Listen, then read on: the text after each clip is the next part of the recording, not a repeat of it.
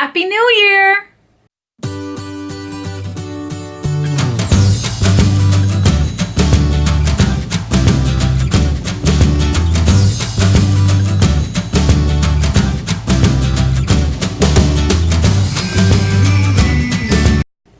I'm Danny and this is Spenelli Speaks, and welcome to 2020. Can you believe it is 2020? We are living in an era of crazy things. To believe that it's 2020.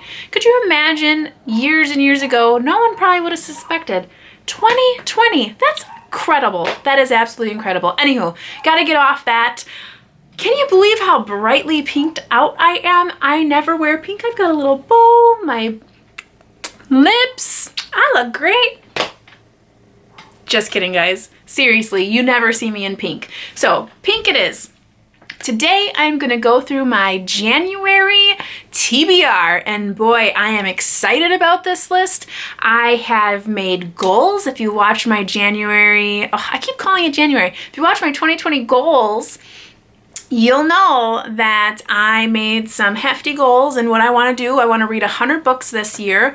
So I have chalked that up to about 9 books per month.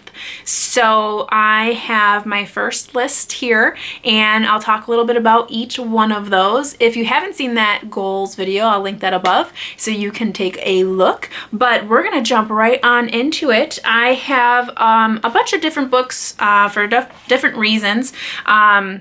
And these aren't really in any particular order, so I'll kind of just run through them as far as how I have them here. But I run a book club on Facebook with some personal friends and friends of their friends and just whomever really wanted to join. And in January, we are going to be reading Beartown by Fredrik Backman. Last year, we read A Man Called Uwe, which we loved. I loved that book. So we are going to be reading Beartown, which I've heard really great things about. I did start reading this, but I'm not very far in. The very first chapter, which is 1 sentence long, really just throws you right into it, and you are just trying to figure out what is happening. So this book is about a hockey team in a town that's kind of being forgotten. So I'll go ahead and read the inner piece here, but it says, people say Beartown is finished. A tiny community nestled deep in the forest, it is slowly losing ground to the ever-encroaching trees. But down by the lake stands an old ice rink, built generations ago by the workmen who founded this town. And that ice rink is the reason people in Beartown believe tomorrow will be better than today. Their junior ice hockey team is about to compete in the national semifinals, and they actually have a shot at winning. All the hopes and dreams of this place now rest on the shoulders of a handful of teenage boys. A victory would send star player Kevin on to brilliant professional future in the NHL. It would mean everything to Emmett, a scrawny 15-year-old treated like an outcast everywhere but on the ice. And it would justify the choice that Peter, the team's general manager, and his wife Kira made to return to his hometown and raise their children in this beautiful but isolated place. Being responsible for the hopes of his entire town is a heavy burden, and the semifinal match is the catalyst for a violent act that will leave a young girl traumatized and a town in turmoil. Hers is a story no one wants to believe, since doing so would mean the end of a dream. Accusations are made, and like ripples on a pond, they travel through all of Beartown, leaving no resident unaffected. I hadn't really looked into this book at all. I just heard it was really good, and like I said, after reading that first chapter and now that inside jacket, I really think this is going to be such a good book. Fredrik Backman's writing is exceptional. I think he does a really great job of character development and storylines. So I'm really looking forward to this. This is, like I said, our January read in my book club. So I'm excited to read that and see what everyone else thinks and see what you think. So let me know if you currently are reading this or if you have read it in the past. Next book that I am going to be reading is a book that I started last year and ended up not finishing. For one reason or another, I kind of stopped reading it. I'm really sad that I did that. So this kind of goes in with my 2020 goal of reading something that's off my shelf, which is Dan Brown's Origin.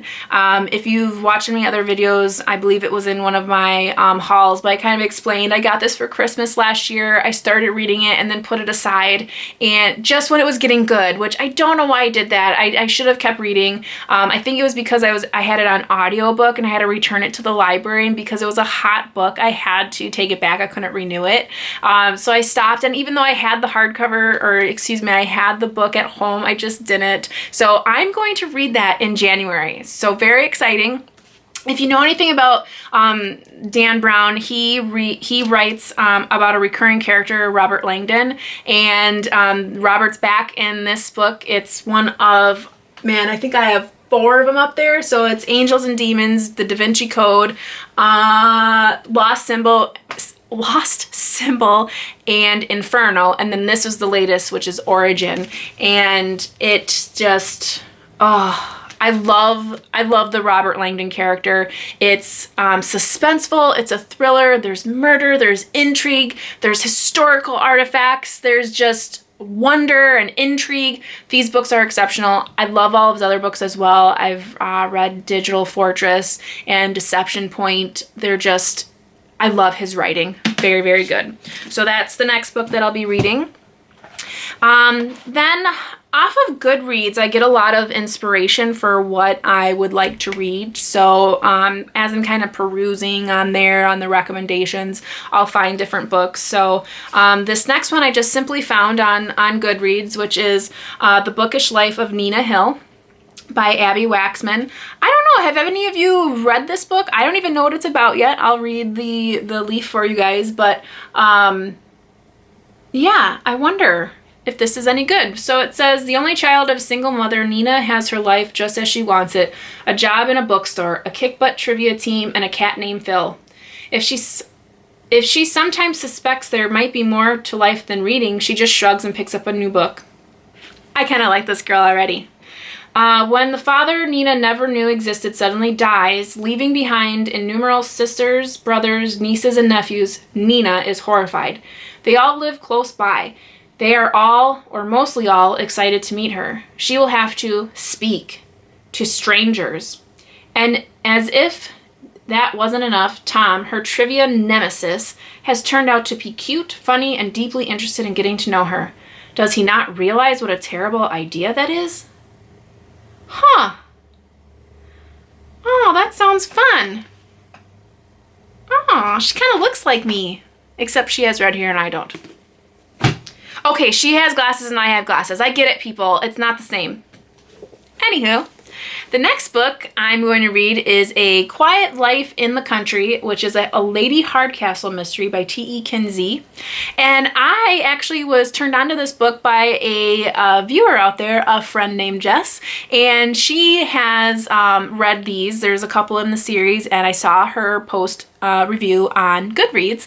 So I read the synopsis and I was like, yes, I want to read that too. So this is about a older lady, I guess, who kind of goes out to the country with her maid, and lots of crazy things happen and she starts to solve a mystery. So it's kind of like a Miss Marple, kind of like Midsummer Murders if you've ever seen that, and they're going to solve a mystery together. So I'm excited to read this one. It should be good. It should be a cozy mystery, so I'm excited for that. So that's going to go in my January pile. This is another book that I found on Goodreads from an author who I really enjoy, which is Neil Gaiman. I have been turned on to Neil Gaiman in more of a graphic novel sense. He has done artwork or storylines for some of the graphic novels that I like, and I didn't really realize that he was a novelist until I saw, I think it was American Gods that he had written, which I think they made into a series as well. And so when I saw this one, which I believe this is a young adult book, the Graveyard book, sounded really interesting on Goodreads. So I thought I would pick it up, and it looks like there's a little gold here. He won the John Newbery Medal. Wow.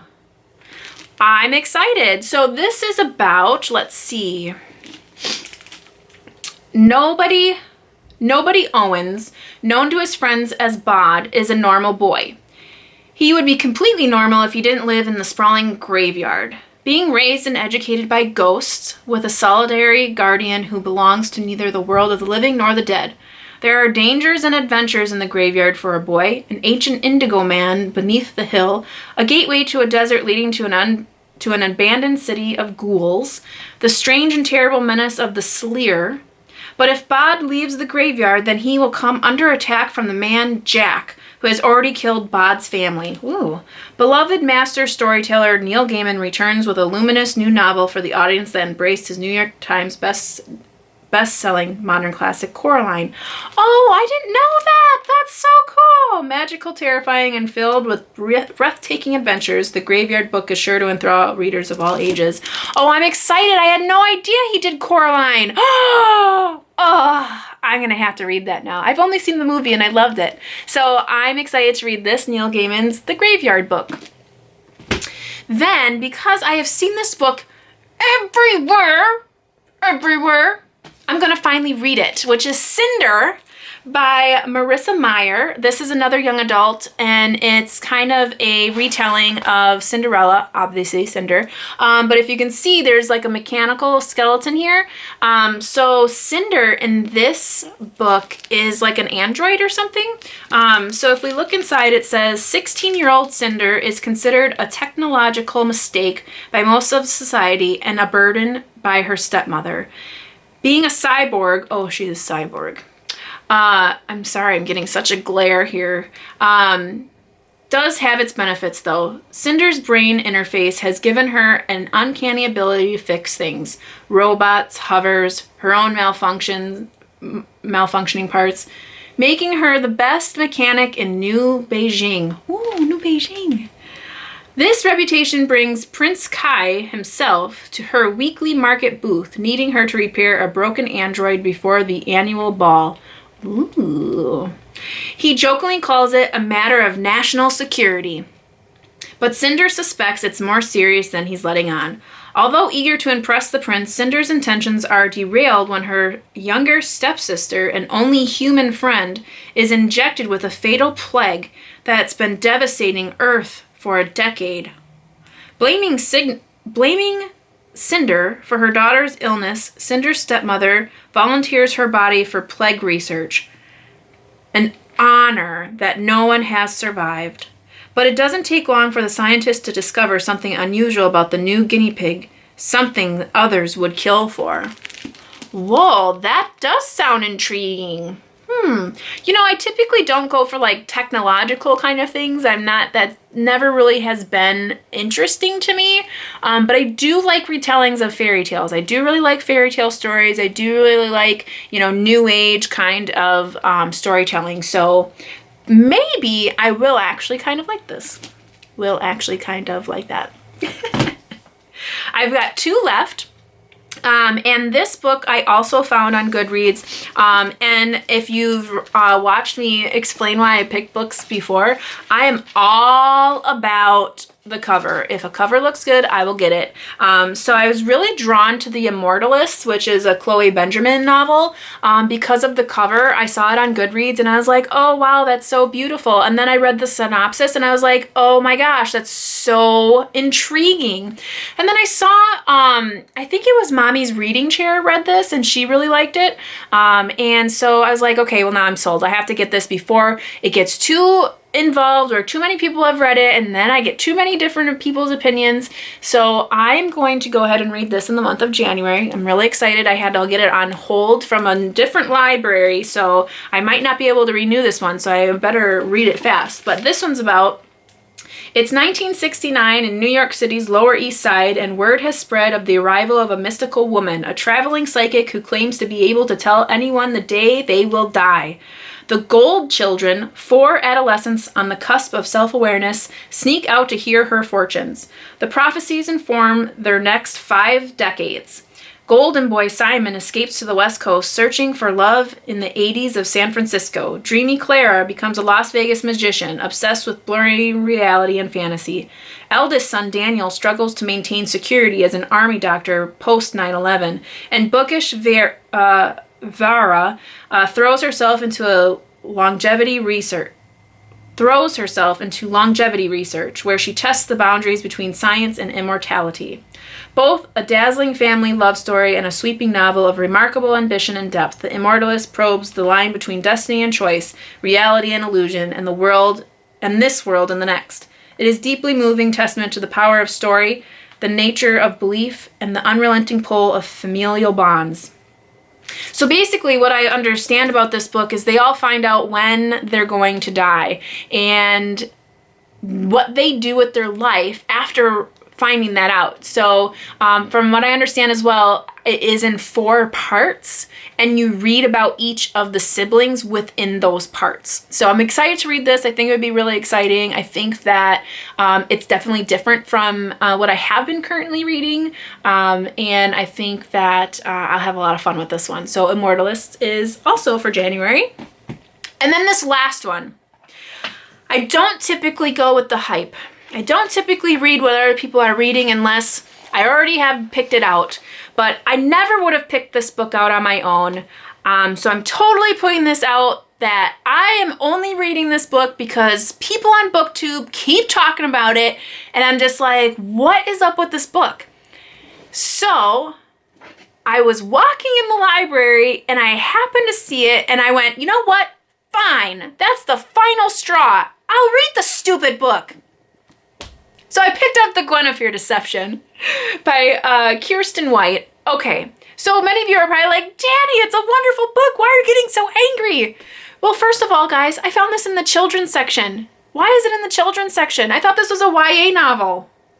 It was in the children's section. So either my library has a real issue with knowing what is what, or this is a kid's book. From what I've heard, some of the themes are not child-friendly. Anywho, so I'm going to read this book. I will probably like it. But if I feel like it is not a children's book, I'm calling up my library and I am saying, hey, this needs to be removed from the children's section. So I think I saw this on, it's Beautifully Bethany, is it? Beautifully Bookish. I'm really bad, guys. I really should probably prep for these videos a little bit better and have my booktuber people known so that I can do it, but I'll put a link in the description. I know she talked about it, and I do believe that Lauren from Lauren in the Books talked about it as well, who, if you have not watched Lauren from Lauren in the Books, I adore her. She is my favorite booktuber by far. I could listen to her talk all day long. Her and David, oh my goodness, gracious. Love that girl. Go link her down below too. But anywho, I'm going to go ahead and read this book and see what it's all about. So I don't even know. Where is the back? It doesn't even say what it's about. So guess what? It looks like a girl that's Guinevere decepts some people, and we'll find out about it more later. I'll tell you how it goes. That's how I'm gonna roll on this one. So that was all of my books, and of course, if you watched my 2020 goals, you know that I'm gonna be reading London all year long. So I'm gonna get that puppy read. I might give you some insights about where I am on that. I'm hoping to read a little bit each month so that it doesn't crush me down. But that's what I'm gonna be reading. I think it's about 9 books, so that should keep me on track for my 100. If you are still here and you are still watching, thank you so much. Go ahead and hit that subscribe button if you haven't done that already, and the notification bell so you can see when my videos come on through. And why don't you go and give me a like? I love that stuff. So happy reading, guys. Love you lots. Bye.